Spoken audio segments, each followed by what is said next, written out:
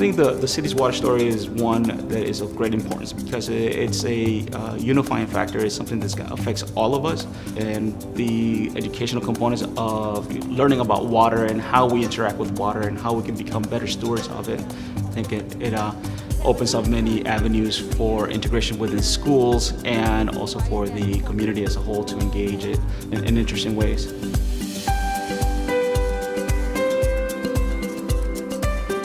Water supports our lives, so I think it's important for us in our programming to support ways for people to feel connected to this amazing resource that we have here in Milwaukee, being right here on the shores of Lake Michigan.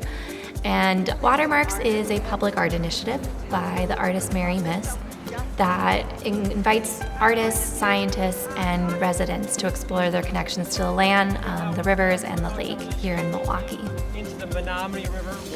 This project is unique because it's not happening at the Art Museum.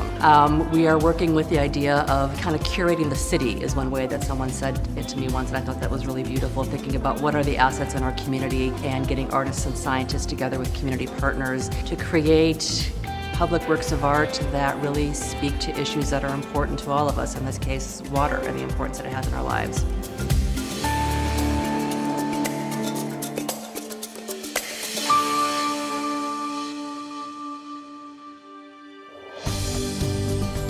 The United Community Center on the south side is one of our core partners for the WaterMarks project. There's several components to this initiative. There's a series of physical vertical markers that will call out points of interest that relate to water in Milwaukee. And UCC's new middle school, the Augusta Middle School, will be the site of the first WaterMarks marker. So they have also been the focus of our first cycle of neighborhood walks and workshops that help people understand some of the issues that are relevant in that area. The Haggerty has connections that we never imagined having. And so they've introduced us to artists, they've introduced us to scientists. These people have come to our classrooms, they've worked with us on these walks when we've gone around the neighborhood and shared information with us that many of us, I've been in Milwaukee 30 years and there's things I never knew. And so when I say we're learning, it's we are really learning.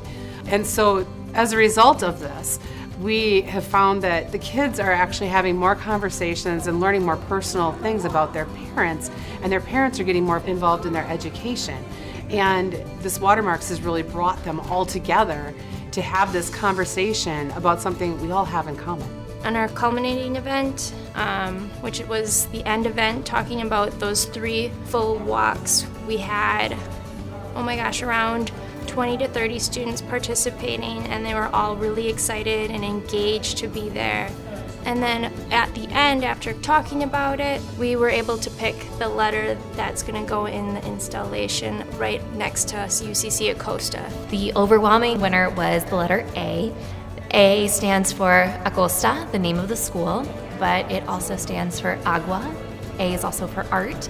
A is also the highest grade that a student can receive in school, and thinking about excellence and pushing yourself to be the best you can be, and they are really pioneers at this school.